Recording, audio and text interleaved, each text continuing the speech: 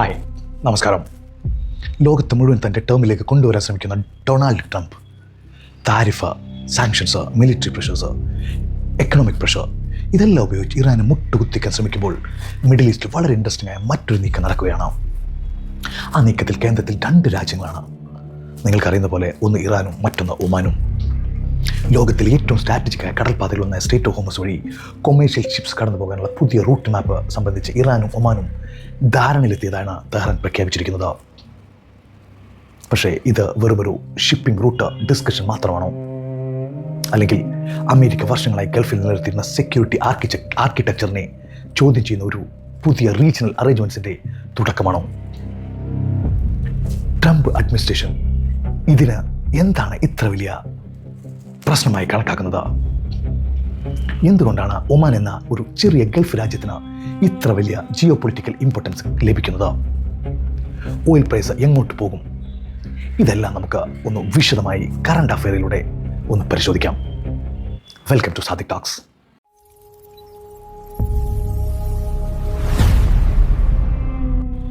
ആദ്യം strait of Hormuz. Map എടുത്തു നോക്കിയാൽ പേർഷ്യൻ ഗൾഫിനെ അറബ്യൻ സീയുമായി ബന്ധിപ്പിക്കുന്ന വളരെ നേരമായ ഒരു മാരിടൈം പാസേജാണ് സ്ട്രേറ്റ് ഓഫ് ഹോർമുസ്. നിങ്ങൾ ഒരുപാട് സ്ട്രേറ്റ് ഓഫ് ഹോർമുസിനെ പറ്റി കേട്ടിരിക്കും. ഒരു ഭാഗത്ത് ഇറാൻ, മറുവശത്ത് ഒമാൻ. ഈ ചെറിയ കടൽപ്പാതയുടെ സ്ട്രാറ്റജിക് ഇമ്പോർട്ടൻസ് അതിശയകരമാണ്. കാരണം പേർഷ്യൻ ഗൾഫിൽ നിന്ന് പുറത്തോട്ട് പോകുന്ന വലിയ തോതിലുള്ള ഓയിൽ, LNG ഷിപ്മെൻറ്റ്സ് ഈ റൂട്ടിനെ പരിപൂർണമായി ആശ്രയിച്ചിരിക്കുന്നു. ഹിസ്റ്റോറിക്കലി ലോകത്തിൻ്റെ ട്രേഡഡ് ഓയിൽ ആൻഡ് ഗ്യാസിൻ്റെ ഏകദേശം 1/5 വരെ ഹോർമുസ് വഴി കടന്നു പോയിട്ടുണ്ടെന്നാണ് AP ചൂണ്ടിക്കാണിക്കുന്നത്. അതായത് ഹോർമുസിൽ ഒരു സീരിയസ് ഡിസ്റപ്ഷൻ ഉണ്ടായാൽ അത് ഇറാൻ്റെ മാത്രം പ്രശ്നമല്ല, സൗദി അറേബ്യയുടെ പ്രശ്നമാണ്, UAEയുടെ പ്രശ്നമാണ്, ഖത്തറിൻ്റെ പ്രശ്നമാണ്, ഇന്ത്യയുടെ പ്രശ്നമാണ്, ചൈനയുടെ പ്രശ്നമാണ്, അവസാനം അത് ലോക എക്കണോമിയുടെ പ്രശ്നമാണ്. അതുകൊണ്ടാണ് അമേരിക്ക ഹോർമുസിനെ ഇത്ര സീരിയസ് ആയി കാണുന്നത്. ഇവിടെയാണ് ജിയോ പൊളിറ്റിക്സ് ആരംഭിക്കുന്നത്. നിങ്ങൾക്കറിയാവുന്ന പോലെ വെനിസ്വേല കംപ്ലീറ്റ് US കൺട്രോൾ ആയത് മുതൽ അവർ മിഡിൽ ഈസ്റ്റ് ഓയിലിനെ പഴയതുപോലെ ആശ്രയിക്കുന്നില്ല. എന്നിട്ടും ഗൾഫ് സെക്യൂരിറ്റി അമേരിക്കക്ക് സ്ട്രാറ്റജിക് പ്രയോറിറ്റി. എന്തുകൊണ്ടാണ്? കാരണം എനർജി ഫ്ലോ കൺട്രോൾ ചെയ്യുന്നത് ഗ്ലോബൽ എക്കണോമിക് സ്റ്റെബിലിറ്റിനെ സ്വാധീനിക്കുന്നു. ഓയിൽ പ്രൈസ് പെട്ടെന്ന് കുതിച്ചു വന്നാൽ എന്താകും ആഫ്റ്റർ എഫക്റ്റ്? ട്രാൻസ്പോർട്ടേഷൻ കൂടും, ഇൻഫ്ലേഷൻ കൂടും, മാനുഫാക്ചറിങ് കോസ്റ്റ് കൂടും, എയർ ഫെയർ കൂടും, ഫുഡ് ട്രാൻസ്പോർട്ടേഷൻ കോസ്റ്റ് അതും കൂടും. സെൻട്രൽ ബാങ്കിൻ്റെ ഇൻട്രസ്റ്റ് റേറ്റ് ഡിസിഷൻ വരെ അത് ബാധിച്ചേക്കാം. അതായത് ഹോർമുസ് ഒരു ചെറിയ കടൽപ്പാതയല്ല, Hormuz is a economic pressure point. ഇറാന് വർഷങ്ങളായി ഒരു മെസ്സേജ് നൽകുന്നുണ്ട്. പേർഷ്യൻ ഗൾഫ് സെക്യൂരിറ്റി തീരുമാനിക്കുന്നത് US മാത്രമായിരിക്കരുത്. തങ്ങൾക്കും അതിൽ റോള് വേണം. ഇറാൻ്റെ സ്ട്രാറ്റജിക് തിങ്കിങ് വളരെ സിമ്പിളാണ്. അമേരിക്കക്ക് എയർക്രാഫ്റ്റ് കാരിയേഴ്സ് ഉണ്ട്, മിലിറ്ററി ബേസസ് ഉണ്ട്, അഡ്വാൻസ്ഡ് ഫൈറ്റേഴ്സ് ജെറ്റ്സ് ഉണ്ട്, ഗ്ലോബൽ ഫിനാൻഷ്യൽ സിസ്റ്റത്തിൽ അനോണിമസ് ഇൻഫ്ലുവൻസ് ഉണ്ട്. ഇറാന് അതേ റിസോഴ്സുകൾ ഇല്ല. അപ്പോൾ ഇറാൻ എവിടെയാണ് ലിവറേജ് കണ്ടെത്തുന്നത്? ജിയോഗ്രഫി. ഈ വാർ ഇറാന് നൽകിയ ഒരു സ്ട്രാറ്റജിക് ഹെവി വിപ്പണുണ്ട്. അതാണ് ഹോർമുസ് സ്ട്രേറ്റ്. ഇപ്പോഴത്തെ റിപ്പോർട്ടിംഗ് പ്രകാരം ഇറാനും ഒമാനും സ്ട്രേറ്റ് ഓഫ് ഹോർമുസിലൂടെ ഷിപ്പ് കടന്നു പോകാനുള്ള ഷിപ്പിംഗ് റൂട്ട് മാപ്പ് സംബന്ധിച്ച് ടെക്നിക്കൽ നെഗോസിയേഷൻ നടത്തി ഒരു ധാരണയിലെത്തിയതായിട്ടാണ് ഇറാൻ പറയുന്നത്. ഇത് അൺറെസ്ട്രിക്റ്റഡ് ഷിപ്പിംഗ് പൂർണ്ണമായി പുനരാരംഭിച്ചു എന്നല്ല. നെഗോസിയേഷൻസിൻ്റെ details, control mechanism, fees, security arrangements തുടങ്ങിയവയാണ് ഏറ്റവും കോൺട്രവേഴ്ഷ്യൽ ആയിട്ടുള്ള പാട്ട്. അതുകൊണ്ട് ഹോർമുസ് കംപ്ലീറ്റ്ലി റീ ഓപ്പൺഡ് എന്നിപ്പോൾ പറയുന്നത് പ്രീമെച്ചുറാണ്. പക്ഷേ പൊളിറ്റിക്കൽ സിഗ്നിഫിക്കൻസ് വളരെ വലുതാണ്. കാരണം തെഹ്റാനും മസ്കറ്റിനും ചേർന്ന് മാരിടൈം മെക്കാനിസം രൂപപ്പെടുത്താൻ കഴിയുമെങ്കിൽ ഹോർമുസിൻ്റെ ഫ്യൂച്ചർ വാഷിങ്ടൺ മാത്രം തീരുമാനിക്കില്ല. ആ മെസ്സേജാണ് അതിലൂടെ വരുന്നത്. ഇവിടെയാണ് ഒമാൻ്റെ കഥ ഫാസിനേറ്റിംഗ് ആകുന്നത്. ഒമാൻ സാധാരണ ഗൾഫ് പൊളിറ്റിക്സിൽ ഏറ്റവും കൂടുതൽ ശബ്ദമുണ്ടാക്കുന്ന ഒരു രാജ്യമല്ല. സൗദി അറേബ്യ പോലെ റീജിയണൽ ഹെവി വെയ്റ്റ്സ് അല്ല അവർ. UAE പോലെ ഗ്ലോബൽ കൊമേഴ്ഷ്യൽ ബ്രാൻഡ് അല്ല. ഖത്തർ പോലെ ഹ്യൂജ് LNG പവർ അല്ല. പക്ഷേ ഡിപ്ലോമസിയിൽ ഒമാൻ വളരെ സ്പെഷ്യൽ പൊസിഷനുണ്ട്. അമേരിക്കയുമായി നല്ല ബന്ധമാണ് അവർക്ക്. ഇറാനുമായ working relationship, communications, GCC member, western കൺട്രീസിനോട് കമ്മ്യൂണിക്കേഷൻസ്. ഇതാണ് ഒമാൻ്റെ strength. Oman is a bridge. അതുകൊണ്ടാണ് പല ഇറാൻ US നെഗോസിയേഷൻസും ഒമാൻ മീഡിയേറ്ററായി വരുന്നത്. 2025 ഒമാൻ വാഷിങ്ടണും സനയ്ക്കും ഇടയിൽ സീസ് ഫയർ മീഡിയേഷൻ നടത്തിയിരുന്നു. അതുകൊണ്ട് മസ്കറ്റിൻ്റെ പവർ മിലിറ്ററി പവർ അല്ല, ഡിപ്ലോമാറ്റിക് ആക്സസ് ആണ്. പക്ഷേ ഇപ്പോൾ ട്രംപ് എന്തുകൊണ്ടാണ് അസ്വസ്ഥനാകുന്നത്? ഇവിടെയാണ് കഥ ഡ്രാമാറ്റിക്കലാകുന്നത്. റീസെൻറ്റ് റിപ്പോർട്ട്സ് പ്രകാരം ട്രംപ് ഒമാൻ്റെ ഇറാൻ നെഗോസിയേഷൻസിനെ വളരെ കടുത്ത ഭാഷയാണ് ഉപയോഗിച്ചത്. AP റിപ്പോർട്ട് പ്രകാരം ഒമാൻ ഇറാൻ മാരിടൈം അറേഞ്ച്മെൻറ്റ്സിൻ്റെ ചില ഭാഗങ്ങളോട് ട്രംപ് അഡ്മിനിസ്ട്രേഷൻസ് ശക്തമായി എതിർപ്പ് പ്രകടിപ്പിക്കുന്നു. ട്രംപ് ഒമാനെതിരെ മിലിറ്ററി ത്രെറ്റ് വരെ ഉന്നയിച്ചു എന്നാണ് റിപ്പോർട്ടുകൾ പറയുന്നത്. റോയിട്ടേഴ്സ് നേരത്തെ തന്നെ റിപ്പോർട്ട് ചെയ്ത പ്രപ്പോസൽ അറേഞ്ച്മെൻറ്റ്സിൻ്റെ ഇറാൻ കൺട്രോൾ സംബന്ധിച്ച ആശങ്കയാണ് വാഷിംഗ്ടൻ്റെ പ്രധാന റെഡ് ലൈനുകളൊന്ന്. US ഒഫീഷ്യൽസ് ഇറാൻ ലോകത്തിൻ്റെ ഏറ്റവും പ്രധാനപ്പെട്ട എനർജിയിലേക്കുള്ള ആക്സസ് നിയന്ത്രിക്കുന്ന സാഹചര്യം അത് അംഗീകരിക്കാനാകില്ല എന്ന നിലപാടിലാണ് വാഷിംഗ്ടൺ.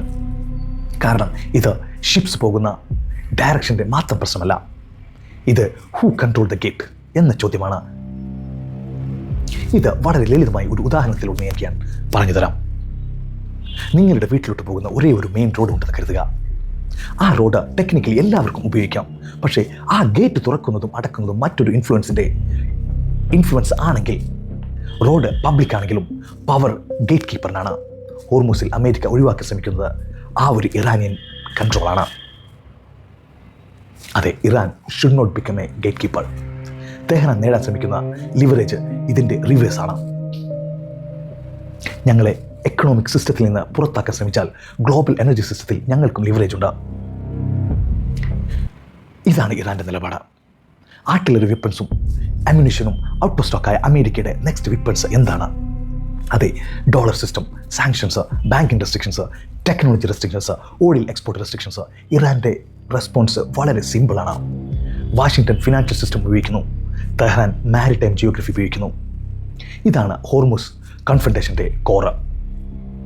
ട്രംപ് ഇറാനെ കൂടുതൽ സാങ്ഷൻസ് ഉപയോഗിച്ച് സ്ക്യൂസ് ചെയ്യും, പക്ഷേ ഇറാൻ ഹോർമൂസ് ലിവറേജ് ഉപയോഗിക്കും. എന്തായിരിക്കും ലോകത്തിന് സംഭവിക്കുന്ന result? Of course oil price ഉയരും, ഗ്ലോബൽ ഇൻഫ്ലേഷൻ വീണ്ടും ശക്തമാകും, അമേരിക്കൻ കൺസ്യൂമറിൻ്റെ ഫ്യൂൽ പ്രൈസ് ബാധിക്കും, യൂറോപ്യൻ എക്കണോമിക്കിനെ അത് ബാധിക്കും, ഏഷ്യൻ ഇമ്പോർട്ടേഴ്സ് അതും ബാധിക്കും. അതുകൊണ്ടാണ് ഇറാനെ എക്കണോമിക്കലി ഹെർട്ട് ചെയ്യാനുള്ള സ്ട്രാറ്റജി അതുതന്നെ ഗ്ലോബൽ എക്കണോമിക്ക് കോസ്റ്റ് ഉണ്ടാക്കുന്ന സാഹചര്യം വരുന്നത്.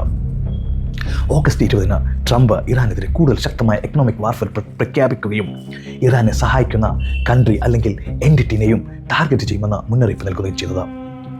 അതായത് കൺഫ്രണ്ടേഷൻ അവസാനിക്കുന്നില്ല, മറിച്ച് എക്കണോമിക് ഡയമെൻഷൻ കൂടുതൽ ശക്തമാവുകയാണ്. അമേരിക്കക്ക് middle east anonymous military capacity ഉണ്ട്. അവരുടെ naval base, naval assets, air power, intelligence, regional bases, allies, financial sanctions, dollar system. അതുകൊണ്ടാണ് ഇറാനും ഒമാനും ചേർന്ന് അമേരിക്കയെ പുറത്താക്കി എന്ന് പറയുന്നത് എക്സാജറേറ്റഡ് ആയിരിക്കും. പക്ഷേ അമേരിക്കക്ക് യൂണിലാറ്ററലായ ഔട്ട്കം ഡിക്റ്റേറ്റ് ചെയ്യുന്നത് കൂടുതൽ കോംപ്ലിക്കേറ്റഡായി. അതാണ് പ്രധാന മാറ്റം. മറ്റൊരു ഇൻട്രസ്റ്റിംഗ് ഡെവലപ്മെൻറ്റ്സ് എന്താണെന്ന് വെച്ചാൽ US തന്നെ അൾട്ടർനേറ്റീവ് ഓപ്പറേഷണൽ മെത്തേഡ്സ് പരീക്ഷിക്കുന്നതായും റിപ്പോർട്ടുകളുണ്ട്. ആക്സിസ് ഓഗസ്റ്റ് 19 റിപ്പോർട്ട് ചെയ്തത് US military limited tanker movements സുരക്ഷിതമാക്കാൻ സ്പെഷ്യൽ കോറിഡോർ ടൈപ്പ് ഓപ്പറേഷൻ നടത്തി എന്നാണ്. അതായത് ഒരു ഫാസിനേറ്റിംഗ് സിറ്റുവേഷൻ. ഒരു ഭാഗത്ത് ഇറാൻ ഒമാൻ നെഗോസിയേഷൻസ്, മറുഭാഗത്ത് US മിലിറ്ററി സപ്പോർട്ടഡ് മൂവ്മെൻറ്റ്സ്, അതിനു മുകളിൽ sanctions, diplomacy, threats, oil market pressure. Hormuz ഇപ്പോൾ ഷിപ്പിംഗ് ലൈന് മാത്രമല്ല, military, economic, diplomatic chess board. അതാണിപ്പോൾ ഹോർമൂസ്. റീജിയണൽ പവേഴ്സ് അതിനെ എങ്ങനെ കാണുന്നു എന്ന് നമുക്കത് വിശദമായി നോക്കാം. സൗദി അറേബ്യയ്ക്ക് പ്രയോറിറ്റി വളരെ സിമ്പിളാണ്. സ്റ്റെബിലിറ്റി, വിഷൻ 2030 പ്രോജക്റ്റ് നടക്കണം, ഫോറിൻ ഇൻവെസ്റ്റ്മെൻറ്റ് വരണം, ടൂറിസം വളരണം, മെഗാ പ്രോജക്ട്സ് കംപ്ലീറ്റ് ചെയ്യണം, ബിസിനസ് കോൺഫിഡൻസ് നിലനിർത്തണം, ഓയിൽ എക്സ്പോർട്ട്സ് പ്രിഡിക്റ്റബിൾ ആയിരിക്കണം. ഹോർമൂസ് കോൺഫ്ലിക്റ്റ് അൺകൺട്രോൾഡായി എക്സ്ക്ലേറ്റ് ചെയ്താൽ സൗദി അറേബ്യയ്ക്ക് അതിൽ വലിയ ബെനിഫിറ്റ് ഉണ്ടാകില്ല. അതുകൊണ്ട് Riyadh naturally D escalation prefer ചെയ്യും. പക്ഷേ ഇറാൻ ഹോർമൂസ് ഡിസ്പ്രോപ്പോർഷനേറ്റ് കൺട്രോൾ ചെയ്യുന്നതും സൗദി അറേബ്യ കംഫർട്ടബിളായി കാണുമെന്നില്ല. അതിനാൽ എന്താണ് സൗദി കൺക്ലൂഷൻ? ഇറാനുമായി വാർ വേണ്ട, ഇറാനുമായി അൺലിമിറ്റഡ് ലിവറേജും വേണ്ട. UAEയുടെ കാൽക്കുലേഷൻ അതിലും കോംപ്ലിക്കേറ്റഡ് ആണ്. UAE ഗ്ലോബൽ ട്രേഡ് ഹബ്ബാണ്. Jebel Ali airports, financial centres, shipping, logistics. Tourism, foreign investments. ദുബായിയുടെ ബിസിനസ് മോഡൽ തന്നെ stability plus connectivity plus confidence. Hormuz prolonged conflict ആയാൽ ഷിപ്പിംഗ് ഇൻഷുറൻസ് കോസ്റ്റ് കൂടാം, ഫ്ലൈറ്റ് റേറ്റ് കൂടാം, എനർജി മാർക്കറ്റ്സ് വോളാട്ടൈലാകാം, investors sentiment ബാധിക്കും. Recent confrontation UAE Iran relationship കൂടുതൽ strained ആയതായിട്ടാണ് Reuters report ചെയ്തിരിക്കുന്നത്. അതുകൊണ്ട് അബുദാബിക്കും ദുബായ്ക്കും ഏറ്റവും ആവശ്യമായ പ്രിഡിക്റ്റബിൾ റീജിയണൽ സെക്യൂരിറ്റിയാണ്. ഖത്തറിൻ്റെ ബിഗ്ഗസ്റ്റ് കൺസേൺ LNG ആണ്. എനർജി എക്സ്പോർട്ട്സ് അൺഇൻറ്ററപ്റ്റഡ് ആയിരിക്കണം. അതുകൊണ്ടാണ് ദോഹ ഇറാൻ ഒമാൻ ടോക്സിൽ പോസിറ്റീവ് സൈനായിട്ട് കാണുന്നത്. അതേസമയം സസ്റ്റൈനബിലിറ്റി സൊല്യൂഷൻ ആവശ്യമാണ് എന്നും സൂചിപ്പിക്കുന്നത്. ഇനി ഇന്ത്യയുടെ പെർസ്പെക്റ്റീവ്സ് എന്താണ്? ഇവിടെയാണ് നമ്മൾ പ്രത്യേകം ശ്രദ്ധിക്കേണ്ടത്. ഹോർമോസിൽ എന്ത് സംഭവിച്ചാലും ഇന്ത്യ കാഴ്ചക്കാരൻ ആകാൻ നിൽക്കില്ല. ഇന്ത്യ വലിയ എനർജി ഇമ്പോർട്ടറാണ്. ഗൾഫുമായി ഹ്യൂജ് ട്രേഡ് റിലേഷൻസ് ഉണ്ട്. മില്യൺസ് ഓഫ് ഇന്ത്യൻസ് GCC കൺട്രിയിൽ ജോലി ചെയ്യുന്നു. ഓയിൽ പ്രൈസ് ഉയർന്നാൽ ഇന്ത്യക്ക് ഇമ്പോർട്ടൻ്റ് ബിൽ പ്രഷർ വരാം, റുപ്പിക്ക് പ്രഷർ വരാം, ഇൻഫ്ലേഷനെ ബാധിക്കും, പെട്രോൾ ഡീസൽ എക്കണോമിക്സിനെ ബാധിക്കും. എയർഫെയർ മുതൽ ലോജിസ്റ്റിക്സ് വരെ കോസ്റ്റ് ഇമ്പാക്റ്റ് ഉണ്ടാകും. അതുകൊണ്ടാണ് ഡൽഹിയുടെ ഐഡിയൽ പൊസിഷൻ. ഹോർമൂസ് ഓപ്പൺ ആയിരിക്കണം, വാർ വേണ്ട, ഇറാനുമായും ഗൾഫ് കൺട്രിയുമായും റിലേഷൻഷിപ്പ് നിലനിർത്തണം. ഇന്ത്യക്ക് ഇവിടെ ഐഡിയോളജിയേക്കാൾ എനർജി സെക്യൂരിറ്റി അതാണ് പ്രധാനം. ചൈനയുടെ പ്രോസ്പെക്റ്റീവ് എന്താണ്? ഇതാണ് അമേരിക്കയുടെ മറ്റൊരു സ്ട്രാറ്റജിക് കൺസേണും ഹെഡേക്കും. മിഡിൽ ഈസ്റ്റിൽ അമേരിക്ക ഇറാൻ കൺഫ്രണ്ടേഷൻ തുടരുമ്പോൾ ചൈന എന്താണ് ചെയ്യുന്നത്? ചൈന സാധാരണ മിലിറ്ററി കൺഫ്രണ്ടേഷനിൽ ഫ്രണ്ട് ലൈനിലേക്ക് വരാറില്ല. പകരം trade, energy, infrastructure, diplomacy, long term agreements ഇവയിലൂടെ ഇൻഫ്ലുവൻസ് കൂട്ടാൻ ശ്രമിക്കും. അമേരിക്ക സാങ്ഷൻ വഴി ഇറാനെ വെസ്റ്റേൺ സിസ്റ്റത്തിൽ നിന്ന് പുഷ് ചെയ്യുമ്പോൾ തെഹ്റാൻ ബീജിങ്ങിനോട് കൂടുതൽ എക്കണോമിക്കലി ഡിപ്പെൻഡൻ്റ് ആകാനുള്ള സാധ്യതയാണ് നിലനിൽക്കുന്നത്. അത് വാഷിംഗ്ടണിൽ ലോങ് ടേം സ്ട്രാറ്റജി ഒബ്ജക്റ്റീവിന് തിരിച്ചടിയാകും. ഇത് വളരെ ഇമ്പോർട്ടൻ്റ് ആണ്. ഒമാൻ ചാരിറ്റി ഡിപ്ലോമസി ചെയ്യുന്നില്ല. ഒമാനും നാഷണൽ ഇൻട്രസ്റ്റുകളുണ്ട്. ഹോർമോസ് ഡിപ്ലോമസി വിജയിച്ചാൽ മസ്കറ്റിലെ ഇൻ്റർനാഷണൽ ഇമ്പോർട്ടൻസ് വളരെ വളരെ ഉയരും. വാഷിംഗ്ടണിന് ഒമാൻ ആവശ്യമാണ്, തെഹ്റാൻ ഒമാൻ ആവശ്യമാണ്, യൂറോപ്പിന് ഒമാൻ യൂസ്ഫുൾ ആണ്, GCCക്ക് ഒമാൻ വളരെയധികം യൂസ്ഫുൾ ആണ്. അങ്ങനെ ഒരു സ്മോൾ കൺട്രി ഇൻഡിസ്പെൻസബിൾ മീഡിയേറ്റർ അതായി മാറുകയാണ്. ഇതാണ് സ്മാർട്ട് ഡിപ്ലോമസി. ഇറാന് എന്താണ് ഇതിൽ നിന്ന് കിട്ടുന്നത്? ഇറാന് 3 വലിയ ഗെയിൻ ഉണ്ടാകാം. ഒന്ന്, ലെജിറ്റിമസി. ഹോർമൂസ് സെക്യൂരിറ്റിയിൽ ഇറാനെ കംപ്ലീറ്റ്ലി ബൈപ്പാസ് ചെയ്യാൻ കഴിയില്ല എന്ന റെക്കഗ്നിഷൻസ്. ലിവറേജ്, സാങ്ഷൻസ്, നെഗോസിയേഷനിൽ bargaining power, regional role, Gulf security architecture America മാത്രം തീരുമാനിക്കുന്നതല്ല എന്ന പൊളിറ്റിക്കൽ മെസ്സേജ്. ഇവയാണ് തെഹ്റാൻ്റെ പൊട്ടൻഷ്യൽ ഗെയിൻസ്. ഇനി ഹോർമൂസിൽ പ്രിഡിക്റ്റ് ചെയ്യാൻ പറ്റുന്ന 3 സിനാരിയോ എന്തൊക്കെയാണ് നമുക്ക് നോക്കാം. Diplomatic sentiment. Iran Oman arrangements border എഗ്രിമെൻറ്റിലിട്ട് മാറുന്നു. ഷിപ്പിംഗ് ഗ്രാജുവലി നോർമലൈസ് ചെയ്യുന്നു. അമേരിക്ക ചില ടേംസ് ആക്സെപ്റ്റ് ചെയ്യുന്നു. ഇറാൻ ചില ഗ്യാരണ്ടി നൽകുന്നു. ഓയിൽ പ്രൈസ് സ്റ്റെബിലൈസ് ചെയ്യുന്നു. ഇതാണ് മാർക്കറ്റിന് ബെസ്റ്റ് സിനാരിയോ. രണ്ടാമത്തെ scenario, controlled tension. Limited ship പോകുന്നു, നെഗോസിയേഷൻസ് നടക്കുന്നു, സാങ്ഷൻസ് തുടരുന്നു, മിലിറ്ററി ത്രെട്ട് തുടരുന്നു, പക്ഷേ ഫുൾ സ്കെയിൽ കൺഫ്രണ്ടേഷൻ ഇല്ല.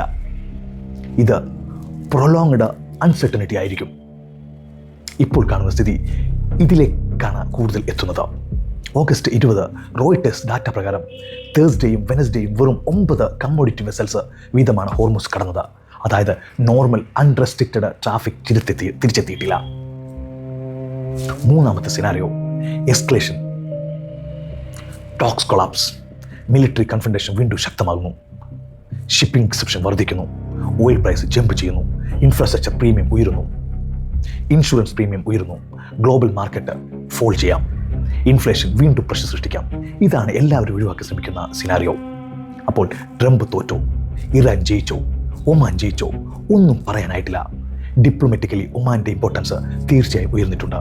പക്ഷേ ഫൈനൽ ഔട്ട്കം ഇനിയും വന്നിട്ടില്ല. അതുകൊണ്ട് ഞാൻ പറയും, ട്രംപ് ഡിഫീറ്റഡ് എന്ന് വിളിക്കില്ല. ഞാൻ വിളിക്കുന്നത് അമേരിക്ക ഇനി ഒറ്റയ്ക്ക് ഇക്വേഷൻ എഴുതാൻ കഴിയാത്ത മിഡിൽ ഈസ്റ്റ് എന്നാണ്. ഏറ്റവും വലിയ മാറ്റം ഒരു കാലത്ത് മിഡിൽ ഈസ്റ്റ് പൊളിറ്റിക്സ് എന്ന് പറഞ്ഞാൽ വാഷിങ്ടൺ എന്ത് തീരുമാനിക്കുന്നു എന്നതായിരുന്നു ഒരു പ്രധാന ചോദ്യം. ഇന്ന് പിക്ചർ കൂടുതൽ കോംപ്ലിക്കേറ്റഡ് ആണ്.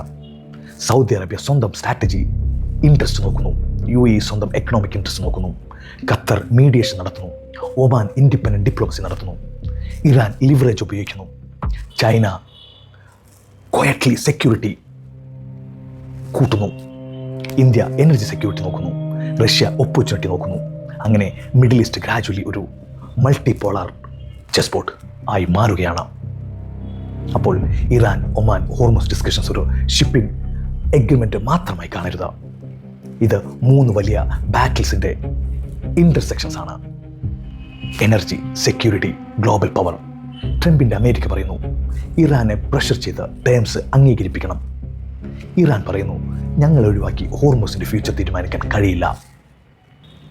ഒമാൻ പറയുന്നു വാറല്ല വേണ്ടത്, നെഗോസിയേഷൻസ് ആണ് വേണ്ടതെന്ന്. ഗൾഫ് കൺട്രീസ് ചോദിക്കുന്നത് ബിസിനസ് ആൻഡ് എനർജി ഫ്ലോ എങ്ങനെ സേഫ് ആക്കാം. ലോകം ചോദിക്കുന്നത് ഓയിൽ അൺഇൻറ്ററപ്റ്റഡ് ആയി കിട്ടുമോ. അതാണ് ഈ കഥയുടെ എസൻസ്. ഹോർമസ് ഒരു ചെറിയ കടൽപ്പാതയാണ്, പക്ഷേ അതിലൂടെ പോകുന്നത് ഷിപ്സ് മാത്രമല്ല, ലോകത്തിൻ്റെ എനർജി, ലോകത്തിൻ്റെ എക്കണോമി, ലോകത്തിൻ്റെ ജിയോപൊളിറ്റിക്സ്. അതുകൊണ്ടാണ് ഒരു ചെറിയ സ്റ്റേറ്റ് ഇറാനും ഒമാനും തമ്മിൽ നടക്കുന്ന ഒരു നെഗോസിയേഷൻസ് പോലും വൈറ്റ് ഹൗസിൽ വലിയ സ്ട്രാറ്റജിക് ഡിസ്കഷനായി മാറുന്നത്. ഈ വീഡിയോ യൂസ്ഫുൾ ആണെങ്കിൽ ഷെയർ ചെയ്യുക. കാരണം ഹോർമസിൽ നടക്കുന്ന കാര്യം ഇറാൻ്റെയോ അമേരിക്കയുടെയോ മാത്രം കഥയല്ല. നമ്മുടെ പെട്രോൾ പ്രൈസ് മുതൽ എയർലൈൻ ടിക്കറ്റ് വരെ, ഇന്ത്യൻ എക്കണോമി മുതൽ ഗൾഫ് ജോബ്സ് വരെ ഇതിൻ്റെ റിപ്പിൾ എഫക്റ്റ് നമ്മളിലേക്കും എത്താം. Thank you.